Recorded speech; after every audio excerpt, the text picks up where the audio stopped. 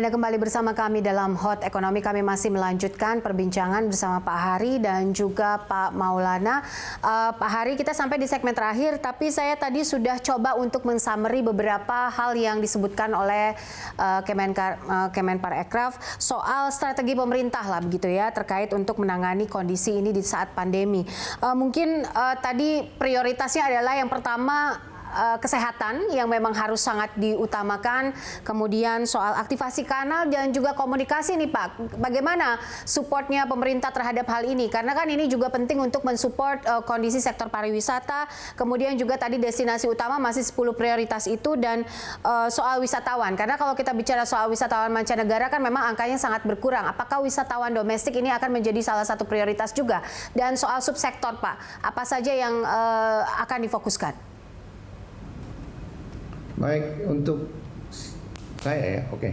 Untuk sampai akhir tahun ini, kita jangan berharap ada wisatawan asing. Bahkan menurut perkiraan, tahun 2019 itu wisatawan mancanegara ada 16 juta. Itu baru akan kejadian lagi untuk Indonesia kira-kira tahun 2023 atau 2024. Dan untuk kondisi wisatawan Nusantara kembali seperti 2019 akan terjadi 2022. Jadi prioritasnya sekarang adalah wisatawan Nusantara. Namun kami juga tetap melakukan negosiasi, terutama Kementerian Luar Negeri, untuk mencoba membangun, membuat, menegosiasikan travel bubble dengan beberapa negara, sehingga mungkin beberapa destinasi, beberapa destinasi mungkin belum seluruh Indonesia bisa mengadakan travel bubble dengan suatu dari negara tertentu. Jadi point to point, bukan country to countries.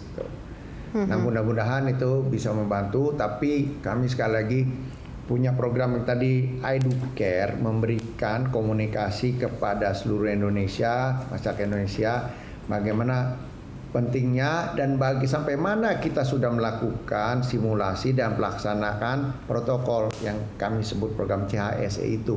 Nah, ini penting, dan di beberapa daerah, saya harus kasih tahu juga, beberapa daerah sudah melaksanakan itu dengan baik. Tapi belum seluruh Indonesia, beberapa daerah yang saya datangi, saya kunjungi sendiri. Jadi itu yang kami beritakan agar mereka datang ke sana. Contoh salah satunya adalah Banyuwangi.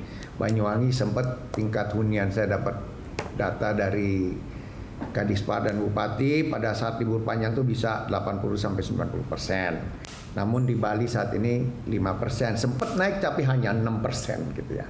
Nah, ini strateginya kita terus coba menjalankan demand and supply, kita exercise untuk dapatkan nanti, semoga kita juga bisa membantu dunia hotel yang paling terdampak yang tadi Pak Maulana Yusran. Nah, tolong kami diberi waktu untuk bisa memikirkan, karena ini dampaknya banyak, dan nanti kalau kita berikan stimulus juga harus dipastikan memberikan kepada yang tepat. Mudah-mudahan dengan bantuan, kami tidak bisa sendirian, kami minta bantuan dengan semua stakeholders untuk membangun ini sehingga bisa lancar. Terima kasih. Oke, baik. Terakhir mungkin Pak Maulana, saya ingin inputnya dari sisi kacamata pelaku usaha sendiri. Karena tadi statement yang disebutkan oleh pemerintah juga bahwa pemerintah tidak bisa sendirian, diperlukan kolaborasi dengan seluruh lini dan juga pihak. Di sini ada pemerintah pusat, ada juga pemerintah daerah terkait dengan penerimaan negara dan juga bagaimana meningkatkan confidence dari orang untuk travel atau di sektor pariwisata ini. Silakan.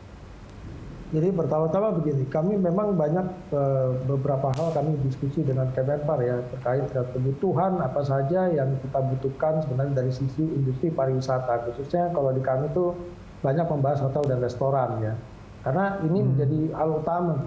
Kenapa begitu? Karena permasalahannya di sini adalah kita juga harus bicara nanti pada saat recovery nanti, apakah industri-industri ini masih bisa bangkit atau tidak, kan itu pertanyaan paling besar. Kalau sampai tidak bangkit, itu akan terjadi permasalahan baru, yaitu meningkatnya angka kemiskinan, sudah pasti. Contoh DKI Jakarta. DKI Jakarta dampak dari PSBB jilid 1 saja 4% sudah meningkat hidup miskin. Kenapa? Karena banyak yang kena unpaid leave atau kehilangan pekerjaan dampak dari mereka adanya PSBB kan. Nah, kita juga melihat bahwa industri pariwisata itu memiliki ekosistem yang cukup besar. Jadi dampaknya di daerah itu cukup besar untuk di Indonesia ya, apalagi di sektor UMKM, itu juga harus kita pertimbangkan di sana. Nah, otomatis kami berharap kepada pemerintah adalah bahwa kebijakan yang dikeluarkan ini juga harus dilihat apa yang dibutuhkan sebenarnya pelaku usaha supaya optimal. Karena beberapa kali yang dikeluarkan dari stimulus itu kan tidak optimal. Ya kan, sektor dari pariwisata itu sendiri nggak bisa menikmati ya. Saya contoh aja BLT lah. BLT kan nggak bisa optimal. Kita adalah industri yang udah unpaid leave dari bulan Maret, April. Tapi syaratnya, dari syarat kita selalu kena di sana. Nah, kemudian yang masalah perbankan pun kita nggak bisa dapat.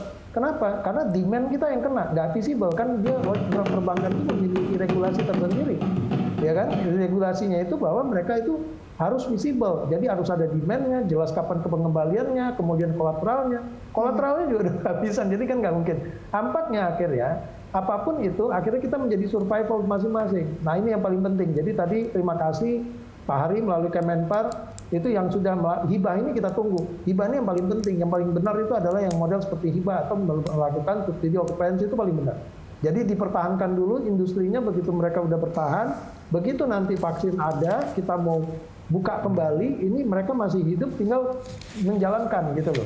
Baru nanti reaktivasi ini tadi yang seperti Pak Hari bilang itu, dia akan bergerak nanti.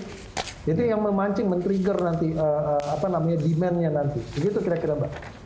Oke, baik. Pak Maulana, terima kasih untuk informasinya. Pak Hari juga terima kasih. Kami harapkan sektor pariwisata bisa kembali bergeliat dan pandemi segera berakhir sehingga kita bisa terus meningkatkan penerimaan negara. Terima kasih seluruh narasumber saya, Pak Hari dan juga Pak Maulana. Sehat-sehat selalu. Pemirsa, sampai di sini kebersamaan kita dalam Hot Ekonomi. Tetap jaga jarak dan pakai masker.